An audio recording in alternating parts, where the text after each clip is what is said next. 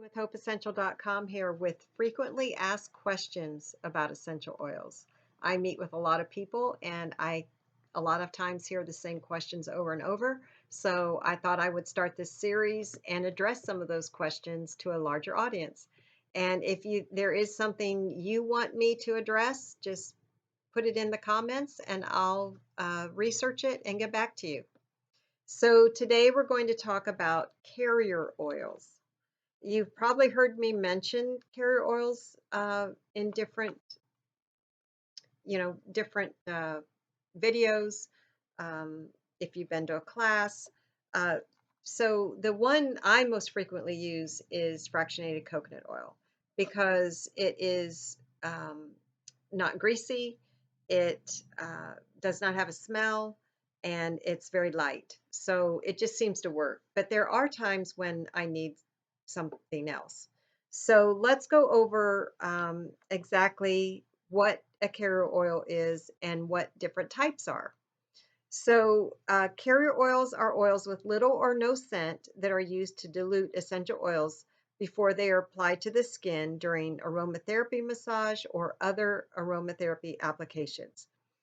So they're also known as base oils, and typically the dilution rate is 0.5% to 5% for an adult. However, it depends on the type of essential oil because some are hot oils. You'd want to dilute even more, where the oil is applied if it's a more sensitive area, and the size and health of the person. So we're going to talk about doing a patch test at the very end, so you can take precautions for that. So essential oils are mixed with carrier oils in skin lotions, creams, body oils, bath oils, hair oils, and lip balm. They should be stored away from heat and direct sunlight to prevent the oil from going rancid quickly. And they are typically sourced from the nut, seed, or kernel of a plant. So some include sweet almond oil, apricot kernel oil, avocado oil, grapeseed oil, hazelnut oil, coconut oil, and there's many more. Uh, Jojoba oil is technically not an oil, but a liquid wax, and it's commonly used as a carrier oil. Lotions, distilled water, or aloe vera can also be used as carriers. So those are just a few that you can use, but how do you know which one? So it depends on your skin type, whether you have any allergies, and how and where you'll be applying the oil. Those labeled organic, cold pressed, expeller pressed, or unrefined tend to indicate the oil is high quality and wasn't heavily processed and are grown with certain and are wasn't heavily processed or grown with certain chemicals or pesticides. So that's you want to look out for that. And you do need to experiment which oil works best for you. We're all uniquely made. We may all, one oil may break me out and it doesn't you. So you just have to really uh, be patient and test. So for your face, um, look for thinner oils like grapeseed oil, sunflower seed oil, particularly if you have acne prone skin. Jojoba oil is another option. It can be very balancing and moisturizing. It can sometimes enhance antimicrobial activity of essential oils while reducing the potential for toxicity. So, oils labeled as non comedogenic means they may be less likely to clog pores and lead to acne. However, the rating scale isn't standardized, and how skin responds can vary widely between individuals. So, for example, oils that are considered more comedogenic, such as coconut oil, may be problematic and lead to acne in some people, whereas other individuals may not have any issue from it. I know many people who use coconut oil as a makeup remover. I personally don't like it, it's too greasy for me, but it's whatever works for you. So some of the non-comedogenic oils are grapeseed oil, safflower oil, and sunflower seed oil. And then those that are not um, typically used for the skin because of the pores is avocado oil and coconut oil. But again, we're all different, so you can try it. For your hair, a lot of oils are used for the hair, um, especially if you're dealing with dry, dull, or damaged hair. A thinner oil such as grapeseed may be better suited for those with fine hair, while thicker oils such as coconut oil are better suited for those with coarse, dry, or damaged hair. Again, I I just I love using fractionated coconut oil for my roller bottles, but coconut oil itself, hair, body, whatever, I just don't like how greasy it feels. So, but that's just a personal preference. Um, for massage, they are basically saying the massage oil should have some staying power to allow the massage therapist's hands to glide over the skin. Popular ones are almond oil, fractionated coconut oil, jojoba oil, sunflower oil, or apricot kernel oil. It's also best to not exceed a 1% dilution, 1 drop of essential oil per teaspoon of carrier oil for massage, since it will be used generously and sometimes over a large region of the body.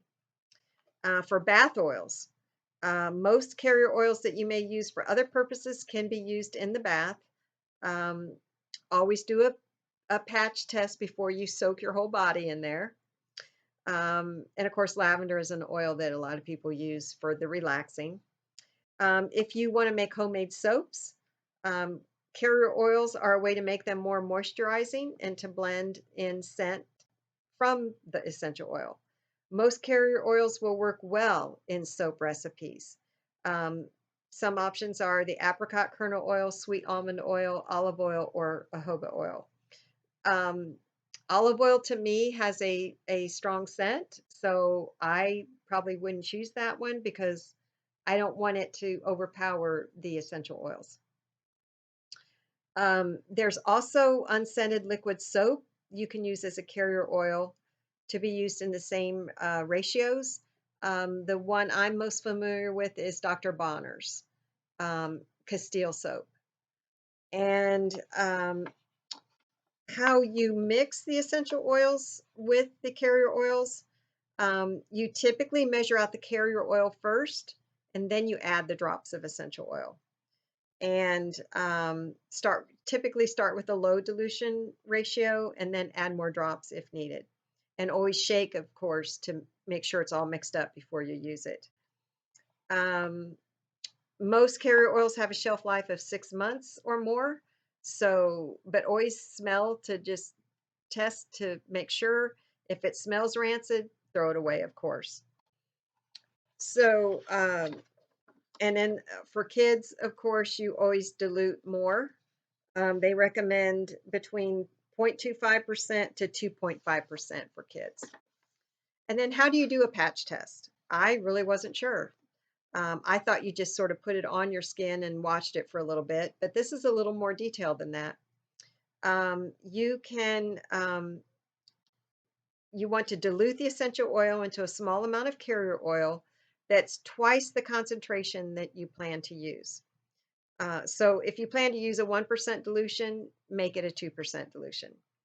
Apply 2 to 3 drops of the diluted mixture to a Band-Aid and apply the Band-Aid directly to your skin, and they recommend the forearm. After 24 to 48 hours, remove the Band-Aid and check for any signs of a skin reaction. So if there's a rash or redness or itching or blisters, of course, that's not a good thing. If it's irritated or inflamed in any way, you need to avoid that. Try to keep the skin as dry as possible during the patch test, especially in the first 24 hours. Precautions to take. It's basically saying if you have a nut allergy, be careful not to use an oil with nuts in it. That makes sense. And then if you plan to be outdoors, uh, then be aware that the citrus oils and a few others are photosensitive. So that increased your risk for sensitivity if you're outside and you've had the citrus oils on you. So just be wary of that. So I hope this helps answer that question. It's really fun to make different things. I'm not a big DIY person, but I have dabbled some, and I love almond oil. I've used the jojoba oil. Um, those are probably the two biggies that I've used. And so just experiment, be patient, and just take those precautions. So be sure and follow me on Hope Essential LLC on Facebook. You'll get updates on events and uh, you know, education and all sorts of fun things. And then visit my website, hopeessential.com, for all things essential oils and holistic living. And go ahead and sign up for your free wellness consult and also to get my newsletter. So, till next time, choose you, choose natural, choose now.